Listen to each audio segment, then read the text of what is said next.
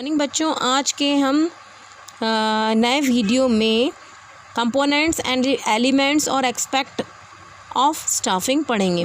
तो कंपोनेंट कितने होते हैं, स्टाफिंग किन किन कंपोनेंट से मिलकर बना है, रिक्रूटमेंट, सिलेक्शन, ट्रेनिंग। तो हम एक एक करके उठाते हैं। सबसे पहले क्या करते हैं, रिक्रूटमेंट।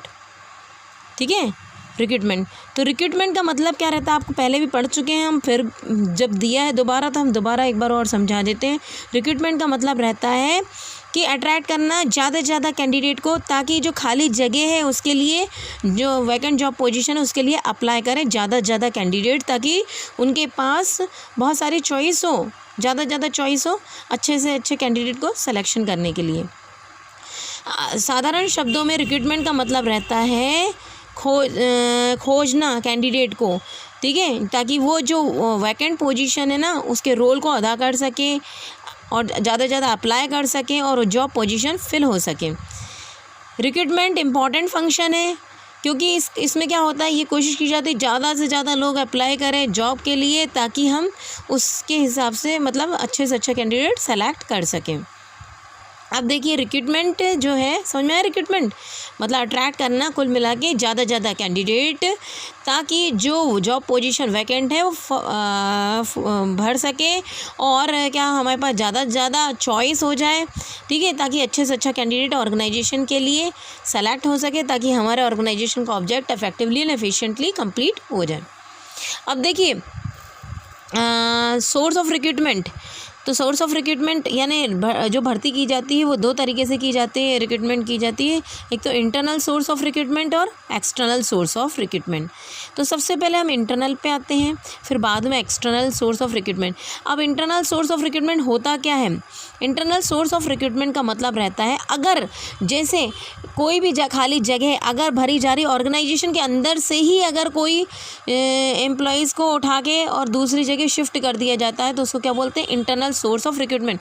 जैसे आपके स्कूल में ही, ठीक है, अपना के वी शिवनी मालवा है ना, तो उसमें ही क्या करा, पीआरटी टीचर है, सॉरी पीआरटी टीचर है, उसको टीजीटी या पीजीटी, वो मैथ्स पीआरटी टीचर है, वो मैथ्स की उसके पास जो भी डिग्री है सब कुछ है, लेकिन क्या हुआ कि अभी जो पीजीटी में क्या हुआ कि जॉब पोजीशन वैकेंट है और कोई मिल नहीं रहा अच्छा टीचर, लेकिन पीआरटी में तो दूसरे कॉन्ट्रेक्चुअल टीचर्स भी मिल सकते हैं ना, लेकिन पीजीटी में बड़ी मुश्किल से मिलते हैं। तो क्या करते हैं, पीआरटी से उठा के उनको पढ़ाने के लिए पीजीटी में बोल दिया कुछ समय तक, जब तक टीचर अवेलेबल नहीं हो रहा है, ठीक है। तो ऐसी कंडीशन में ये क्या हुआ, बाहर से नहीं बुलाया, वहीं से ही मतलब यानी ऑर्गेनाइजेशन के अंदर से ही रख दिया, उसको क्या बोला, इंटरनल सोर्स ऑफ रिक्रूटमेंट, बाहर से नहीं बुलाया, ठीक है। इंटरनल सोर्स ऑफ रिक्रूटमेंट का मतलब रहता है, तो जो खाली जगह रहती है ना, वैकेंट जॉब पोजीशन रहती है, भर दी जाती कहाँ से, जो ऑलरेडी एम्प्लॉयज़ ऑर्गेनाइजेशन में काम कर रहे हैं उनसे ही भर दी जाती है, ठीक है। आउटसाइडर को परमिशन नहीं रहती है इंटरनल सोर्स ऑफ रिक्रूटमेंट, ठीक है। अब इसके एडवांटेजेस क्या है, इंटरनल सोर्स ऑफ रिक्रूटमेंट के क्यों ये बहुत पॉपुलर है और इसके एडवांटेजेस क्या है। सबसे पहले तो सस्ता है। देखिए, पीआरटी में काम कर रहा था, उसको पीजीटी बोल दिया, टीजीटी पढ़ाने के लिए बोल दिया, उसमें कोई ना ही हमको एडवर्टाइजमेंट देना पड़ा, तो हमको पैसे खर्च नहीं हुए, ना ही इंटरव्यू कंडक्ट करना पड़ा और बहुत सारे टेस्टिंग वगैरह नहीं करने पड़े, तो कोई पैसा खर्च ही नहीं हुआ, एकदम सस्ता बोल दिया, तुरंत आके वो ज्वाइन कर लिया, उसी दिन उसी वक्त ज्वाइन कर लिया उसने उस पोस्ट को, ठीक है। और इससे क्या होगा, जो ऑलरेडी एम्प्लॉयज़ हैं जो ऑर्गेनाइजेशन में, वो मोटिवेट भी होंगे कि अगर हम अच्छा काम करेंगे तो हमको ही रखेंगे, बाहर से नहीं बुलाएंगे, तो उन्हें डर नहीं रहेगा कि हमको निकाल देंगे या इस टाइप से, जैसे प्राइवेट ऑर्गेनाइजेशन रहती ना, डर रहता है कि बाहर से बुलाएंगे तो वो अच्छा काम करेगा तो हमको हटा दिया जाएगा, ठीक है। मतलब यानी छटाई वगैरह होती है ना, कि अच्छे कैंडिडेट मिलते हैं तो पुराने एम्प्लॉयज़ जो अगर अच्छे नहीं हैं तो उनको हटा दिया जाता है, तो ये क्या होगा, मोटिवेशन होगा का काम करेगा, प्रेरणा काम करेगा। खर्चा भी कम है, ट्रेनिंग पे खर्चा नहीं करना पड़ेगा, जो ऑलरेडी एम्प्लॉयज़ काम कर रहे हैं हर चीज़ के बारे में उन्हें नॉलेज है, कैसे काम किया जाता है, तो उन्हें ट्रेनिंग देने में खर्चा करना ही नहीं पड़ेगा, ठीक है।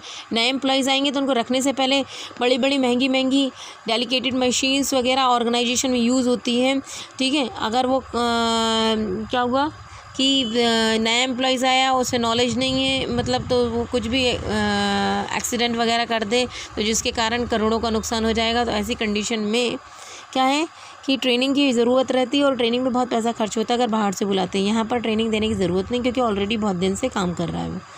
एम्प्लॉयज़ ऑलरेडी फैमिलियर है सबसे, लोगों से भी परिचित है, उनसे भी स्टाफ मेंबर सीनियर से भी परिचित है और ऑर्गेनाइजेशन के रूल रेगुलेशन से भी परिचित है। तो यहाँ कोई भी चांस नहीं रहेगा कि उसके आने से कम या मतलब नुकसान होगा ऑर्गेनाइजेशन का। ठीक है, टर्नओवर कम हो जाएगा, परफॉर्मेंस और एम्प्लॉयज़ का इम्प्रूव हो जाएगा कि उनको चांस रहेगा कि बेटर मतलब इन्हें प्रमोशन होगा, अगर अच्छा काम करेंगे तो प्रमोट होंगे हम। ठीक है, इनकी ट्रेनिंग किससे, जॉब रोटेशन करके ट्रेनिंग दी जाती है, यानी बदल बदल के काम दिया जाता है। कभी प्रोडक्शन डिपार्टमेंट में दे दिए, कभी सेल्स डिपार्टमेंट में दे दिया, कभी मार्केटिंग डिपार्टमेंट, इस तरीके से उनको जॉब रोटेशन किया जाता है। और इससे ये भी फ़ायदा रहता है, जैसे क्या होता है कि ऑर्गेनाइजेशन को निकालने की ज़रूरत नहीं होती। वो एक डिपार्टमेंट से दूसरे, अगर एक्स्ट्रा स्टाफ है तो उसे बिठाएंगे नहीं, या कभी कभी जैसे सीज़न ऑफ रहता है तो बिठा देते हैं ना कुछ एम्प्लॉइज़ को, तो बिठाने की ज़रूरत नहीं होती। वो क्या करते हैं, उठा के दूसरी जगह, दूसरे ब्रांच में या दूसरे डिपार्टमेंट में शिफ्ट कर देते हैं जहाँ ओवर स्टाफ रहता है। ठीक है, जहाँ ओवर स्टाफ है वहाँ से अंडर स्टाफ जहाँ है वहाँ शिफ्ट कर दिया जाता है, जिससे ऑर्गेनाइजेशन का भी नुकसान नहीं होता और एम्प्लॉयज़ का भी नुकसान नहीं होता। अब ड्रॉबैक्स देखिए इसके ये क्या होता है, वहीं से रख रहे हैं तो जो काम कर रहे हैं कोई भी चेंज नहीं आएगा। पुराने एम्प्लॉयज़ ही आएंगे तो न्यू फ्रेश जो कैंडिडेट, नए नए इनोवेटिव आइडियाज़ वगैरह हमारे ऑर्गेनाइजेशन में आएंगे ही नहीं। ठीक है, फ्रेश टैलेंट तो आएगा ही नहीं, और ये लिमिटेड ही चॉइस रहेगी कि जो भी रखना है ऑर्गेनाइजेशन के अंदर से रखना है। ठीक है, और ये न्यू ऑर्गेनाइजेशन के लिए सूटेबल नहीं, क्यों, क्योंकि नई नई खुल रही है तो उसको तो इंटरनल सोर्स तो होगा ही नहीं, क्योंकि नई ऑर्गेनाइजेशन खुल रही है। ठीक है, सभी आने हैं बाहर से, और लगातार क्या होगा, ट्रांसफ़र होगा, जिसके कारण प्रोडक्टिविटी एम्प्लॉयज़ की क्या हो जाएगी, कम हो जाएगी। बार बार, क्योंकि जैसे कोई भी जाता है तो फिर वहाँ अलग लोकेशन पे जाता है तो उसको थोड़ी देर समझने में, एम्प्लॉयज़ जो साथ में काम करने वाले एम्प्लॉयज़ हैं उनको समझने में भी समय व्यर्थ होता है, जिसके कारण प्रोडक्टिविटी कम हो जाती है।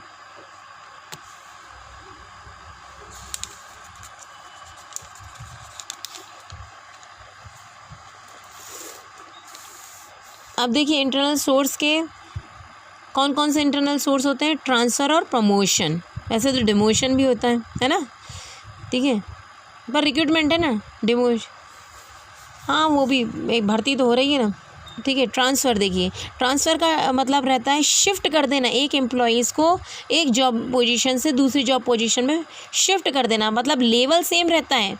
जैसे मैनेजर है, मैनेजर जो रहते हैं मार्केटिंग डिपार्टमेंट का मैनेजर, प्रोडक्शन डिपार्टमेंट का मैनेजर, सेल्स डिपार्टमेंट का मैनेजर, तो प्रोडक्शन डिपार्टमेंट का मैनेजर कहाँ शिफ्ट कर दिया, सेल्स डिपार्टमेंट मैनेजर में की पोस्ट पे, यानी पोस्ट औहदा सेम ही रहेगा, उनकी सैलरी में भी कोई चेंज नहीं आएगा। ठीक है, अधिकारों में भी कोई चेंज नहीं आएगा, रिस्पॉन्सिबिलिटी में भी मतलब थोड़ा काम में परिवर्तन जरूर आएगा, लेकिन उनके कंपनसेशन लेवल अथॉरिटी में कोई चेंज नहीं आएगा। ठीक है, उनके रैंक में कोई परिवर्तन नहीं आएगा, प्रेस्टीज में भी कोई डाउन नहीं होगी, है ना। सिर्फ क्या चेंज होगा, वर्किंग प्लेस। समझ में आया। ट्रांसफ़र का मतलब रहता है शिफ्ट कर देना एम्प्लॉयज़ को एक जॉब पोजीशन से दूसरी जॉब पोजीशन में।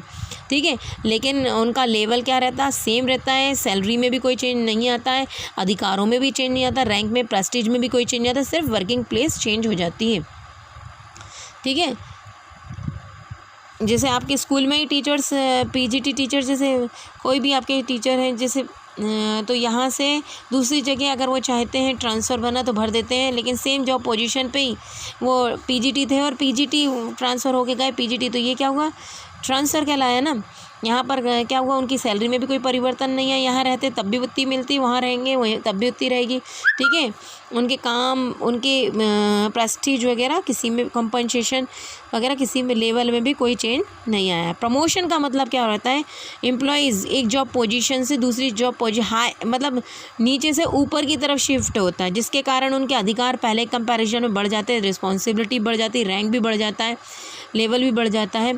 ठीक है, एम्प्लॉयज़ का प्रेस्टीज भी बढ़ जाती है और सैलरी भी बढ़ जाती है, उनकी सैलरी, वेजेस, अलाउंसेस वगैरह। ठीक है, जैसे प्रमोशन क्लर्क का क्या हुआ, अकाउंटेंट पोस्ट पे हो गया। ठीक है, अब नेक्स्ट देखिए आप, external source of recruitment. Internal source of recruitment में जो भी एम्प्लॉयज़ रखे थे वो ऑर्गेनाइजेशन के अंदर से ही रखे गए थे। ठीक है। एक्सटर्नल सोर्स ऑफ रिक्रूटमेंट में जब कैंडिडेट ऑर्गेनाइजेशन के अंदर से नहीं, ऑर्गेनाइजेशन के बाहर से इनवाइट किया जाता है जॉब पोजीशन को फिल करने के लिए, उसको क्या बोलते हैं? External source of recruitment. Organization की बाउंड्री के बाहर से बुलाया जाता है जो भी एम्प्लॉयज़, उसको क्या बोलते हैं? और जॉब पोजीशन भरी जाती है उसको एक्सटर्नल सोर्स ऑफ रिक्रूटमेंट कहते हैं। दूसरे शब्द में कहेंगे जब ऑर्गेनाइजेशन क्या करती है, मैन पावर की जितनी भी ज़रूरत रहती है उसकी पूर्ति कहाँ से करती है? बाहर से करती है, ऑर्गेनाइजेशन के बाहर से, उसको बोलते हैं एक्सटर्नल सोर्स ऑफ रिक्रूटमेंट।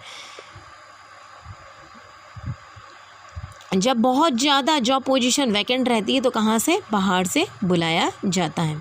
इसके फ़ायदे क्या हैं एक्सटर्नल सोर्स ऑफ रिक्रूटमेंट के? सबसे पहले फ्रेश, अब जो ऑलरेडी घिसे पिटे जो पुराने एम्प्लॉयज़ थे वो इंटरनल सोर्स वही रिपीट करना, तो कोई चेंज ऑर्गेनाइजेशन में आएगा ही नहीं, ठीक है। अब इसके फ़ायदे क्या हैं एक्सटर्नल सोर्स ऑफ रिक्रूटमेंट के? जो इसके डिसएडवांटेजेस थे ना, वही इसके क्या हो जाएंगे? एडवांटेजेस हो जाएंगे। फ्रेश टैलेंट, ठीक है।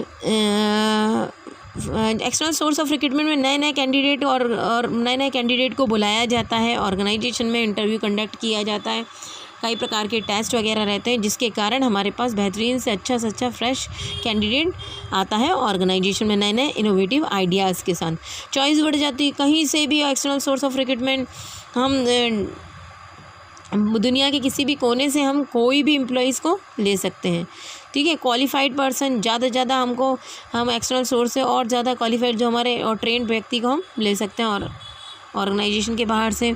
लेटेस्ट टेक्नोलॉजिकल नॉलेज, अब जैसे हमारा ऑलरेडी काम कर रहे हैं तो वो पुरानी टेक्नोलॉजी के बारे में जानते हैं, ठीक है। लेटेस्ट वाले हम ऐसे रखेंगे जो नई जो भी टेक्नोलॉजी आई हैं उससे अपडेट हों और वो नई मशीन जो रहेंगी, एडवांस जो मशीन रहेगी उनको ऑपरेट कर पाएँ, ठीक है।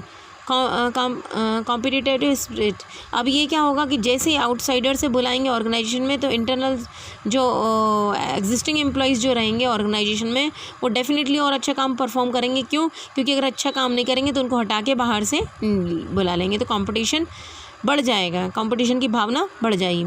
अब नुकसान क्या है, डिमेरिट्स क्या हैं इसके? देखिए, मनोबल कम हो जाएगा, ठीक है। जो उसके मेरिट थे ना अब इसके क्या बन जाएंगे? डिमेरिट्स बन जाएंगे, ठीक है। मनोबल कम हो जाएगा एग्जिस्टिंग एम्प्लॉयज़ का। क्यों? क्योंकि वो उनको लगता है उनके सर पे तलवार लटकती रहेगी। क्यों? कि है ना, ये बाहर से बुला सकते हैं तो फुली कॉन्सेंट्रेट नहीं कर पाएंगे। और न्यू एम्प्लॉयज़ जो रहेगा ऑर्गेनाइजेशन में वो एकदम से एडजस्ट होने में भी टाइम लगता है ना, ऑर्गेनाइजेशन उसको रूल रेगुलेशन के बारे में अवगत नहीं है, ठीक है। तो टर्नओवर पे भी मतलब उसकी प्रोडक्शन पे भी थोड़ा कम हो सकती है, उसके चांसेस रहते हैं। और ट्रेनिंग वगैरह जो नया आया है तो उसको जॉब बाहर से आया है तो वो अच्छी तरीके से परफॉर्म करे ऑर्गेनाइजेशन में, तो इस तरीके से क्या करते हैं उसको ट्रेनिंग भी प्रोवाइड करने की ज़रूरत पड़ती है ना, तो एक्सपेंसिव हो गया है। और ये भी एक्सपेंसिव हो गया, ट्रेनिंग भी देना पड़ेगा। दूसरी बात क्या है, एडवर्टाइजमेंट भी इसमें इंटरनल सोर्स में एडवर्टाइजमेंट करने की ज़रूरत नहीं थी, इंटरव्यू कंडक्ट करने की ज़रूरत थी, इसलिए एक्सपेंसिव हो गया। ये लेंथी प्रोसेस है, अभी आप पढ़ेंगे देखना कि एक्सटर्नल सोर्स ऑफ रिक्रूटमेंट किस तरीके से मतलब बहुत सारे टेस्ट वगैरह होते हैं, ठीक है। रिक्रूटमेंट होगा, फिर सिलेक्शन होगा, फिर कई प्रकार के टेस्ट होंगे, ओरल इंटरव्यू होगा, है ना। तो बहुत सारे टेस्ट अभी हम आगे जाके सिलेक्शन प्रोसेस में पढ़ेंगे, ठीक है। तो ये बहुत लेंथी प्रोसेस और कुछ नहीं तो उसके कंपैरिजन में तो लेंथी है ही, ठीक है। Thank you.